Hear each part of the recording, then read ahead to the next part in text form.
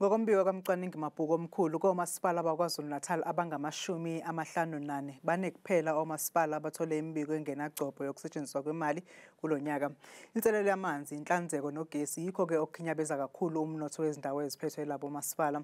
Umasipala wesifunda uThukela usuthole imibiko engagculisi yokusetshenziswa kwemali kule minyaka emihlanu edlule. Umbuzo-ke uthi ngabe yini eyenziwa yilo masipala ophethe uKhahlamba, Alfred Duma kanye neNkosi Langalibalele ukulungisa lesi simo. Ezindabeni zethu-ke kusihlwa nje sinemeya oThukela, ikhansela, inkosi, intando yenkosi Shabalala. Mshengu, siyakwamukela ezindabeni zethu. Siyamukela dadewethu, siyabonga ukuba lapha. Iminyaka emihlanu isikhathi eside kakhulu umasipala othola imibiko engagculisi wokusetshenziswa kwezimali. Iziphi inhlelo eninazo njengomasipala ukulungisa lesi simo? Sithokoza kakhulu. Yes, akuculisi ukuthi umasipala kuze kuphela iminyaka emihlanu uthola umbiko ongemuhle, okubizwa-ke thina besithola-ke i-qualified opinion. Sibese sithi-ke akwenele ukukhala, fanele sibuke ukuthi yini into eyenza ukuthi umasipala uthole lo mbiko ongagculisi. Sathola ukuthi-ke okukhulu kulo masipala wethu indlela yokuqoqwa kwemali, le-revenue collection, kanye nokuvuza kwamaphayiphi. Asikwazi ukubala amanzi amoshekayo. Sasithi-ke ukuze silungise leso simo, sathenga iy'moto ezintsha zokuthi sikwazi ukuthi abasebenzi bethu bahambele la indawo la fanele siqoqe khona imali edingakala kwamasipala. So lokho sesiqalile-ke kuyenzeka, siyathemba ukuthi isimo sesizoba ngcono kuloko ngoba sesikwazile ukuthagetha ukuthi yini efanele siyenze. Nanokubuka-ke lamanzi ekuthiwa ayamosheka, siqalile ukufaka amaphayiphi amasha. Sibhizi nje ngawo manje la kade sishoda khona ngemali, sikwazile ukuthi sicele kuhulumeni omkhulu ukuthi akasilekelele asiphe imali ukuthi sikwazi ukufaka amaphayiphi. So njengoba sibhizi sifaka amaphayiphi amasha, kusho ukuthi amanzi amaningi asezoqoqeka ngeke asamosheka, okuyisona sizathu bekade senza ukuthi njalo kuthiwa umasipala wethu awukwazi ukwenza izinto ngendlela efaneleyo. Siyazi ukuthi eMnambithi kuke kwaney'khukhula kakhulu, kwaguguleka amapayipi kwaney'nkinga ezahlukahlukene ezithinta uhlelo lokuhlinzeka abantu ngamanzi. Yiziphi ezinye iy'nhlelo ngaphezu kwalezo zishoyo ukuthi ezikhona ezokulungisa lesi simo, ukubhekelela kakhulukazi laba abathintwe yizikhukhula? Laba abathintwe yizikhukhula kakhulu azokwenzeka ngoJanuwari, thina njengomasipala umsebenzi wethu ukunikeza abantu amanzi. Kodwa-ke uma sekufika iy'khukhula, zigcina iy'khukhula sezimosha nemizi yabantu.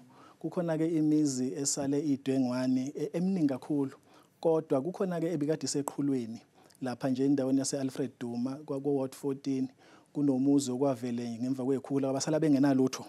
Nasendaweni ku-Ward 23 endaweni yaseMatiwane nakhona kukhona imizi emibili eyaba naleyo nkinga. Sibeke sesithi-ke njengoThukela sikwazi ukuvele sithule sibona kwenzeke inhlekelele efana nalena. Sase sikizama ukuxoxisana nosomabhizinisi kanye ne-NGO ebiza nge-Alimdati Foundation, saxoxisana nomasipala e-Alfred Duma kanye nomnyango wezokuhlunulisa kwezimilo, i-Correctional Services. Sathi sicela-ke sibambisane ngoba asiqali ukubambisana nabo ukuthi bona bazokhipha iy'boshwa kube yizona ezakha imizi. Sikwazile ukwakha-ke le mizi kulabade behlukumezekile, bekhahlamezwe iy'khukhula. Kade siyi-handover nje ngesonto eliphelile sithi-ke nabo asibasule inyembezi nakuba balahlekelwa yonke ababenako, kodwa njengoThukela sikwazile ukusukuma kube khona esikwenzayo futhi kubona. Nizibekele isikhathi esingakanani njengomasipala ukuthi nibhekane nale nkinga yamanzi njengoba usho ukuthi niqalile ukufaka amapayipi kabusha? Umphakathi yenu ninika isikhathi esingakanani ukuthi uqinisekise ukuthi ngesikhathi esiwukuthi sobe sesiyikhavile zonke iy'ndawo zethu sesinihlinzeka ngamanzi? Akulula ukusho isikhathi ngoba nesikhathi senza umsebenzi siphazanyiswa-ke na izimo-ke zabasebenzi kanye nezimo zezulu. Kodwa thina njengomasipala sikwenze konke okusemandleni ethu ukuthi la singenayo khona imali sakwazi ukubhalela uhulumeni omkhulu, sibe nemihlangano eminingi kanye nongqongqoshe osephumile uMnumzane uMchunu. Sesabiza ngisho u-State President of South Africa sizoyixoxa indaba ukuthi angasilekelela kanjani ukuthi abantu basoThukela bathola amanzi nje anganqamuki.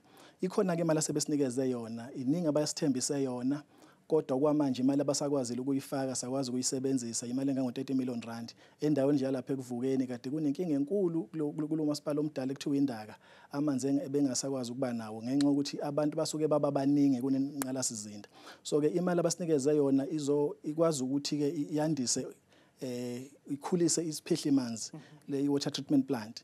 Sikhulisile, sifaka amaphayiphi amasha ngoba lawa amadala bekwa-asbestos pipe abethi mangabe efile ungakwazi ukusizakala ngoba amanzi mayivuza ngaphansi awukwazi ukuwabona, but ubona ngoba abantu bengawatholi i-pressure ibancane. So sibhizi-ke sifaka lawo maphayiphi ngale mali le.